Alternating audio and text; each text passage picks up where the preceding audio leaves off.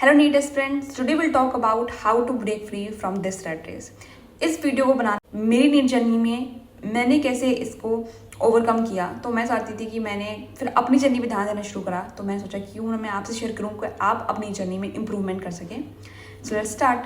तो सबसे पहले हमारा जो टॉपिक है, हम समझते हैं कि ये नीट रैट रेस होती क्या है। जब हम किसी भी क्लासेस में इनरोल करते हैं ना, तो हम देखते हैं कि वहाँ पर बहुत सारे स्टूडेंट होते हैं, टॉपर होते हैं बहुत सारे। तो हमारे दिमाग में होता है कि ये सब मेरे कंपटीटर है, मुझे इनसे कम्पीट करना है। लेकिन जब तक वो हेल्दी कंपटीशन होता है, वो एक रैट रेस नहीं होती है। लेकिन इसके बाद में जब हम दूसरों की जर्नी पे ध्यान देना शुरू कर देते हैं, ना कि अपनी, जैसे कि वो कितने घंटे पढ़ रहे हैं, उनके टेस्ट में मार्क्स कितने आ रहे हैं, उन्होंने कौन सा बुक्स का इस्तेमाल किया है, जब हम ये देखना शुरू करते हैं, ना कि अपनी जर्नी पे ध्यान देना शुरू कर देते हैं, वहाँ से शुरू हो जाती है हमारी रैट रेस। और क्या होता है कि हमारी खुद की स्ट्रेंथ, खुद की वीकनेस सब भूल के अपना खुद का टाइम टेबल भूल जाते हैं और हम इसमें ट्रैप्ड हो चुके होते हैं। तो ये इस तरीके से हम लोग उसमें रैट रेस में जो है ना, वो फंस जाते हैं। और जो एक माइंडसेट होता है ना हमारा, वो ये वाला माइंडसेट, कंपटीशन वाला माइंडसेट, ये जो होता है धीरे धीरे बहुत ज़्यादा स्ट्रेस क्रिएट कर देता है। और इस स्ट्रेस की वजह से क्या होता है कि जो हमारी रियल प्रोग्रेस होती है, वो धीरे धीरे बहुत ज़्यादा कम हो जाती है। और इस रियल प्रोग्रेस की वजह से फिर हमारी जो जर्नी होती है ना, यूनिक जर्नी बनाने आए थे, वो सब खत्म हो जाता है। अब ये देखते हैं कि ये जो रैट रेस है वो हार्मफुल कैसे है। देखो, हार्मफुल ऐसे है कि ये जो आपको फिजिकली तो थकाती है, पर साथ में मेंटली बहुत थका देगी।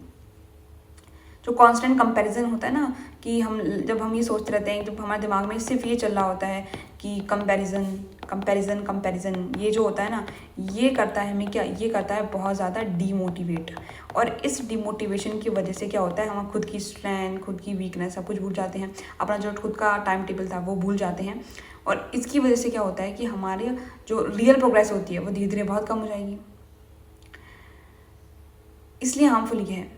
और आपको धीरे धीरे क्या होता है, फिर आपकी जो स्ट्रेस होता है, वो एंग्जाइटी होती है, वो बर्नआउट होता है, उसे पता ही नहीं चलता हम इसे मैनेज कैसे करें। लगता है कि छोड़ो नहीं हो पा रहा है, क्योंकि मेरे मार्क्स अच्छे आ नहीं रहे हैं, मेरे हर टेस्ट में मार्क्स से कम ही आ रहे हैं, वो बहुत अच्छा एक्सेल कर रहा है, जितने भी स्टूडेंट बोले तो इतना अच्छा कर लेते हैं, वो तो 15 आवर पढ़ लेते हैं, मैं तो 15 आवर पढ़ ही नहीं पाता। अब ऐसा मेरे साथ होता था कि मैं जब भी कोई वीडियो वगैरह देख ली, किसी बच्चे को देखा, यार वो तो 15 आवर पढ़ता है, यार मैं तो सिर्फ 12 आवर ही पढ़ पा रही हूँ। तो मुझसे 12 आवर से ज़्यादा नहीं पढ़ पाती थी मैं, क्योंकि फिर मैं बहुत बर्नआउट फील करती थी। तो लेकिन जब मैं और स्टूडेंट देखती थी कि 15 आवर पढ़ना है, तो मुझे लगता था यार मैं तो फिर पीछे रह जाऊँगी, वो तो 15 आवर पढ़ते हैं।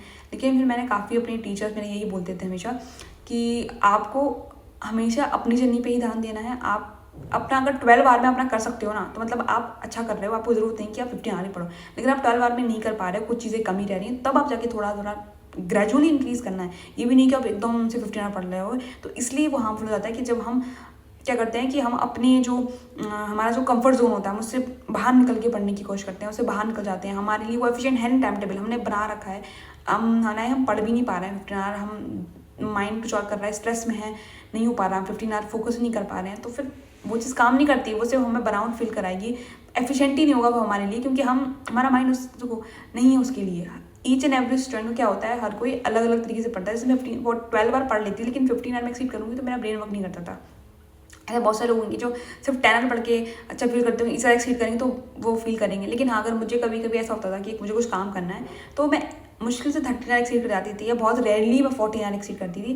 बिकॉज अगर मुझे लगता था कि हाँ मुझे नीड है, तब, ऐसा नहीं कि मुझे नीड नहीं है फिर भी मैं कर रही हूँ, मुझे लगता था कि आज को ज़्यादा करना है, तब एक्सीड कर लेती थी। तो फिर क्या होता है, फिर धीरे धीरे हम बर्नआउट हो जाता है ना, तो फिर हम पता ही नहीं चलता मैनेज कैसे करें, बहुत ज़्यादा स्ट्रेस एंग्जाइटी हो जाती है, इसलिए ये हार्मफुल होता है। अब हमें मेन तो यही हम समझना ये है कि हम जो ये हमारे पास ये जो रैट रेस है ना, इससे हमें बाहर कैसे निकलना है, किस तरीके से हमें इस रैट रेस से ना ब्रेक फ्री होना है, तो वो समझते देखो होता क्या है कि आप ना अपना माइंड से जब चेंज कर लोगे, जैसे मैंने अपना माइंड से चेंज किया, मैंने सोचा ना पर्सनल चैलेंज लेना है, मुझे ऐसा नहीं लेना है कि ये मेरा सबके साथ कंपटीशन है। मैं अपने मार्क्स पे फोकस करूँगी, मैं अपने मॉक टेस्ट में, हर जो मॉक टेस्ट होगा उसमें देखूँगी मेरे मार्क्स जो हैं वो इंक्रीज़ हो रहे हैं या नहीं हो रहे हैं।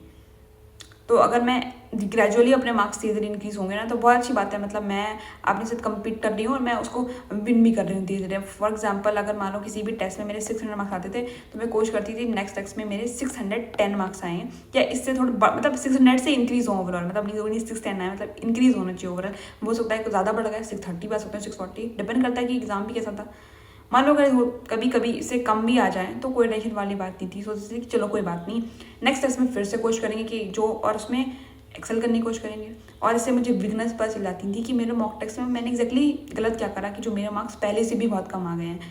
तो काफ़ी कुछ सीखने को ही मिल जाता है हमें। लेकिन जब अगर मैं अपना देख के बोल रही हूँ, दूसरे का देख रही हूँ और उसके तो यार 680 आ गए, मेरे 600 आए, तो 100% ऐसा स्ट्रेस होगा ही होगा। ऐसा नहीं हो सकता कि स्ट्रेस ना हो। तो वो देखना ही छोड़ दो, अपनी ही जर्नी पर ध्यान दोगे ना तो सब। और इम्पॉर्टेंट चीज़ क्या होती है कि आप क्या करो, अपने लिए थोड़ा टाइम निकाल लो, अपनी हॉबीज़ जो आपको अच्छी लगती हैं वो कर लो, आप अपनी फैमिली के साथ टाइम स्पेंड कर लो, अगर वो अच्छा लगता है तो करो। थोड़ा बहुत क्या होगा कि आप जब ऐसा करोगे तो आप नेक्स्ट सेशन के लिए, पढ़ाई के लिए काफ़ी अच्छा फील करोगे, और आप बर्नआउट भी फील नहीं करोगे। आप बॉडी आपकी एकदम रिचार्ज हो जाएगी, आपका माइंड एकदम रिचार्ज हो जाएगा नेक्स्ट सेशन की पढ़ाई के लिए। सो आप इस तरीके से निकल सकते हो, जो अपना माइंड सेट चेंज कर लोगे। आप तो नहीं चेंज करोगे तो फिर आप उसी में ट्रैप्ड रहोगे। आप सोच लो कि ये मेरा पर्सनल चैलेंज है, ले लो एज अ पर्सनल चैलेंज, और अपने आप से कम्पीट करना शुरू कर दो। कि मान लो फॉर एग्जांपल, आप आज अगर आपने 5 बार पढ़ा है, तो आप अपने से कम्पीट करो कि मुझे कल इसको 5 बार 30 मिनट्स और इंक्रीज़ करना है। तो आपका अपने साथ कॉम्पिटिशन करो। फिर नेक्स्ट सोचो कि अगर मैंने 5 और 30 मिनट्स स्टार्ट कर दिया है, तो अब मुझे सोचना है कि ये मुझे इंक्रीज करके 6 साल लेकर आना है। तो वो अपने साथ करेंगे, और ऐसे मैंने भी अपने अंदर इंप्रूवमेंट लाना, जो बहुत हेल्पफुल था मेरे लिए। अब एक होता है कंसिस्टेंसी। तो कंसिस्टेंसी हर एग्ज़ाम के लिए बहुत ज़्यादा इंपॉर्टेंट होती है। अगर ये तो मैं काफ़ी अच्छे से करती थी, मतलब अगर मेरा ऐसा था कि अगर मुझे 12 बार पढ़ती थी तो मैं डेली ही पढ़ती थी। हाँ, अगर होता था कभी कभी इंक्रीज़ करना है तो कर लिया, वरना तो 12 बार तो फिर पढ़ना ही पढ़ना रहता था, ऐसा रहता था। तो कंसिस्टेंसी अगर हम मैनेज कर लेंगे ना, कि कंसिस्टेंसी मुझे अगर 5 बार पढ़ा है तो मुझे डेली ही 5 आवर ही पढ़ना है, और फिर मुझे धीरे धीरे ग्रेजुअली इसको इंक्रीज़ करना है 6 आवर तक, तो वो आप कर सकते हो। लेकिन हाँ, आपको पढ़ना इससे कम नहीं करना है, इससे ज़्यादा कर सकते हो तो कर लो, लेकिन इससे कम तो नहीं करना है। 5 आवर तो पढ़ना ही पढ़ना है। और पॉजिटिव माइंड सेट पढ़ोगे, अपने जर्नी पर फोकस करोगे, तो आपकी 100% प्रोग्रेस होगी। अपने मॉक टेस्ट पे ध्यान दोगे, ना कि दूसरों के मॉक टेस्ट के मार्क्स पे। अपने मॉक टेस्ट के मार्क्स पे ध्यान दो, उसे इंक्रीज़ करोगे तो 100% आप में चेंज आ जाएगा।